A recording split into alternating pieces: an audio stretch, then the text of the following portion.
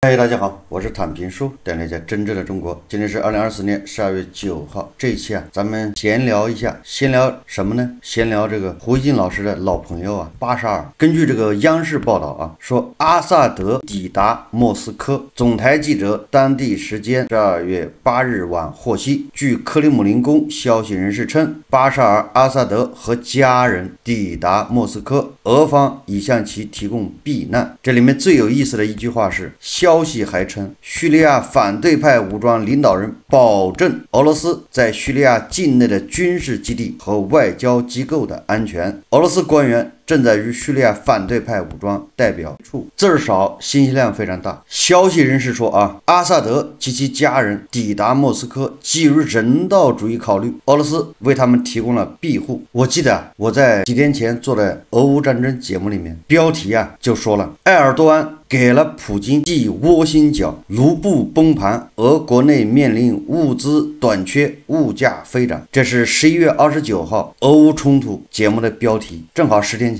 那个时候叙利亚的反对派武装刚出发向那个第二大城市阿勒颇进攻。你现在回头看看，埃尔多安这一记窝心脚差点要了普京的老命关于这个叙利亚的局势我没有时间去仔细的去研究因为这个叙利亚确实比较乱，各方势力交织在一起。我在有一期节目也说过了，对吧？大致的分成3股势力，一个是当然现在已经倒台了就是阿萨德、巴沙尔，这是所谓的叙利亚政府。另外一派呢，就是库尔德人，剩下的一些反政府武装，一些这个其他的派别非常多，有6、7支我们统称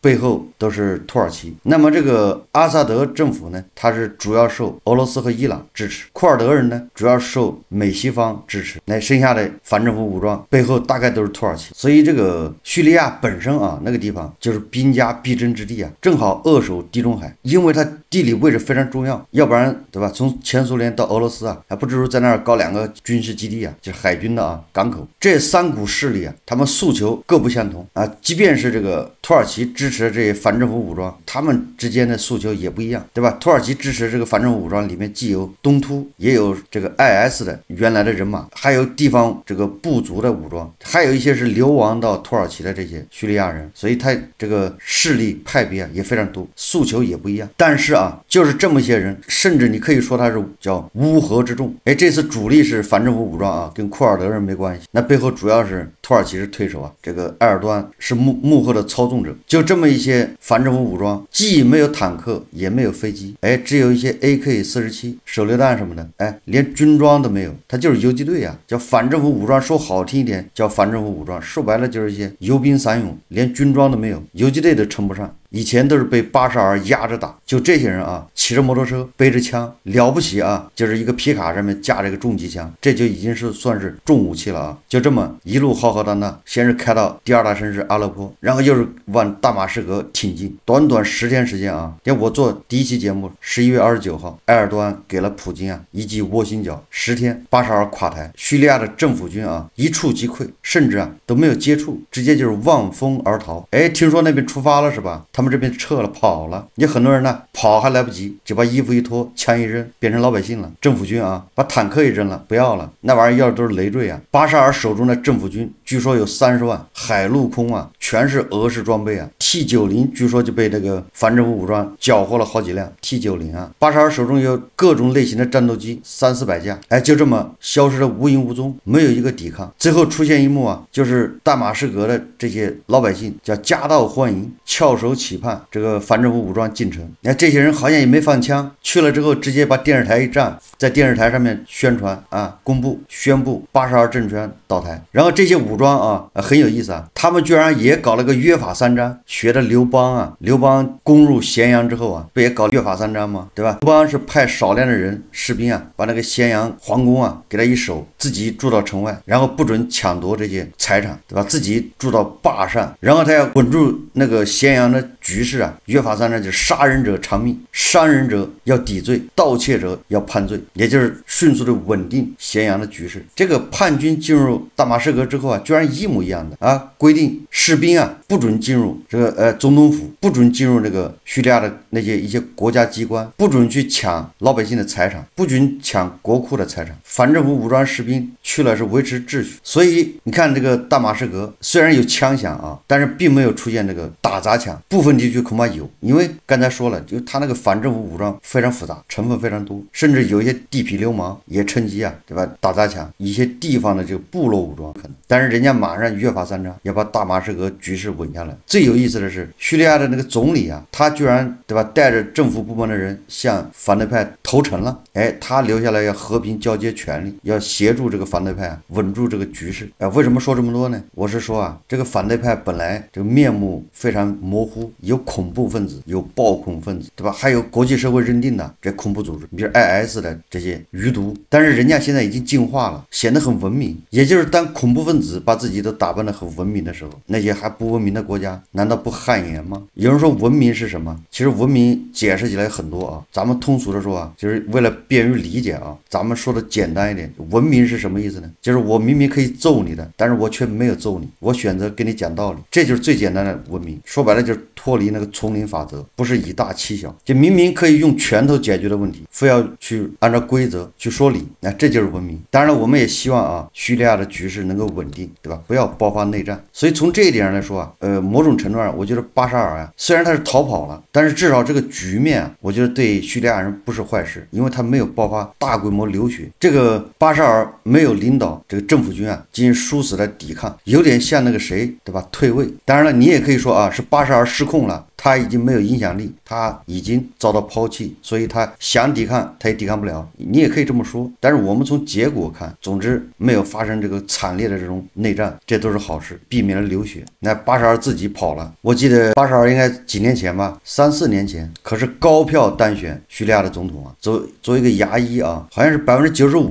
点几啊，支持率比这个普京的这个支持率啊还要高啊，普京好像不到90%吧，萨达姆的支持率最高99.几，千足金啊，99.99%，卡扎菲的支持率更高，没人敢反对。问题是这些支持率这么高，为什么支持他的人呢？当然自己支持的人现在有难，那些支持巴沙尔的那民众呢？事实一再告诉我们，这些人所宣称的支持率，包括迪保老人在内，对吧？包括很多国家在内啊，自己宣称的这个支持率，严重欺骗了他们自己，只起到这么一个作用。原本是用来宣传的，不是用来说服别人的，但是最终啊，就自己信了。从这个叙利亚人民的表现来看，似乎跟这个95%的支持率啊完全不搭嘎，甚至完全反过来的。整个叙利亚铁杆支持巴沙尔的有4%吗？没有啊，恐怕也只有巴沙尔的几个堂兄堂弟，这些人据说啊，有那么几个人被反政府武装给处死了。所以这个也警醒了很多人啊，这玩意这个支持率看看就好了，千万别当真。叙利亚国内几股势力，他们共同的目标是推翻阿萨德政权，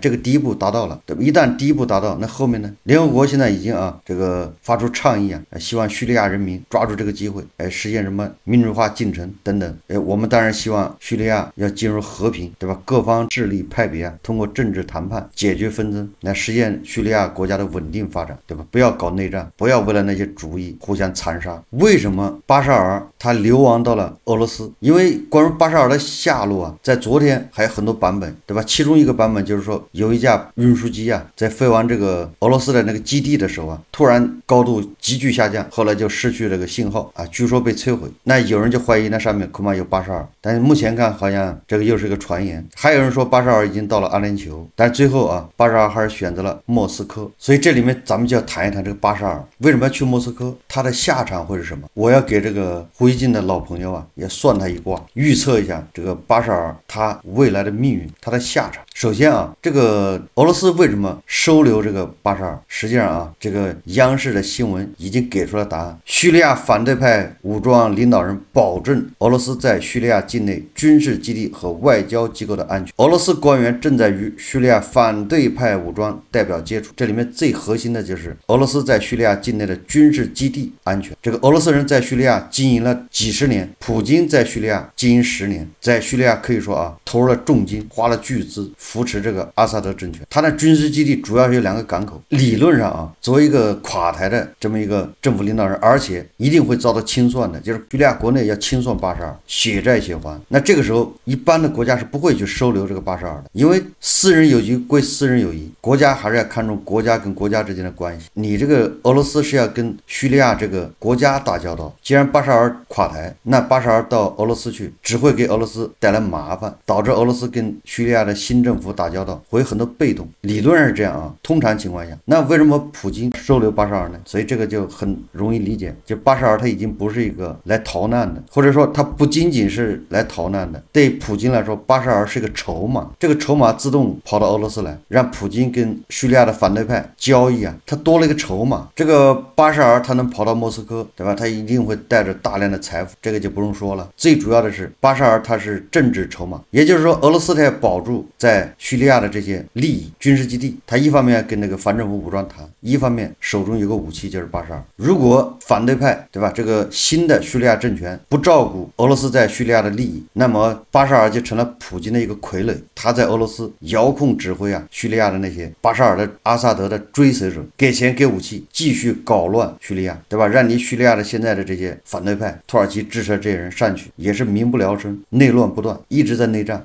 这个对普京来说是拿手好戏啊，驾轻就熟啊，路径依赖啊，手上有了巴沙尔这枚棋子，对吧？他就能干预叙利亚。那考虑到这一点，那叙利亚新的政府他就得考虑照顾叙利亚境内俄罗斯的利益，所以这就是叙利亚反对派武装保证俄罗斯在叙利亚境内的军事基地安全。如果说叙利亚新政府跟俄罗斯达成了一致，那么他们就可以要求引渡这个巴沙尔回到叙利亚进行公审。这个时候普京的目的达到了，他也有可能就把这个巴沙尔不就变成一枚弃子吗？没有用了吗？还得养着他，所以很有可能就让巴沙尔肉体上消失。所以我觉得这个巴沙尔的命运有这么几种情况。第一个，叙利亚的新政府维持或者部分维持跟俄罗斯的关系，不让普京面子上太难看，那么作为交易的一部分，对吧？他就要引渡巴沙尔到叙利亚，但是这个对普京来说面子上过不去，对吧？你把人家收留了，完了把人家送回去，这个你让司令官，你让，对吧？伊朗那些高官怎么看？那心寒呢？你让卢卡申科怎么看？以后出了事还能到大哥这儿避一避吗？对吧？做事这么不讲究，所以说他把这个巴沙尔送回去的可能性比较小。那也就是巴沙尔可能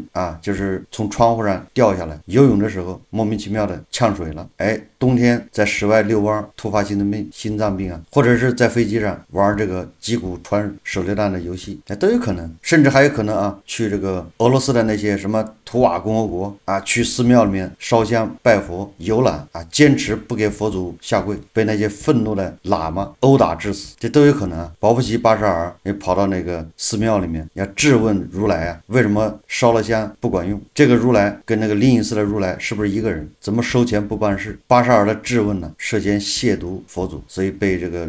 喇嘛发生冲突，被殴打致死，一切皆有可能那么第二种可能呢，就是叙利亚的新政府跟俄罗斯不对付，这种可能性是最大的。因为土耳其埃尔多安的这做梦都想把俄罗斯人从叙利亚赶走，卧榻之侧岂容他人酣睡。所以既然这个反对派是土耳其支持的，他们上台也是要亲土耳其，那土耳其能容忍俄罗斯在叙利亚搞那么多基地吗？出海口给他不可能。这个土耳其他已经把这个俄罗斯的势力从那个高加索纳卡给他赶走了。这么算起来迪波老人已经第二次挨这个土耳其的大耳光，挨这个埃尔多安的踹。那这样的情况下，那巴沙尔他的价值就显现出来，他就成了普京的提线木偶，对吧？他就得号召，他作为一个流亡政府、流亡的这个首脑，得号召叙利亚人民起来反抗，讲另外一个故事。当然了，还有第三种可能，就是迪波老人在莫斯科、在俄罗斯也享受到了这个巴沙尔的待遇，突然一夜之间自己就成了另一个巴沙尔，那这哥俩同病相怜那个时候有可能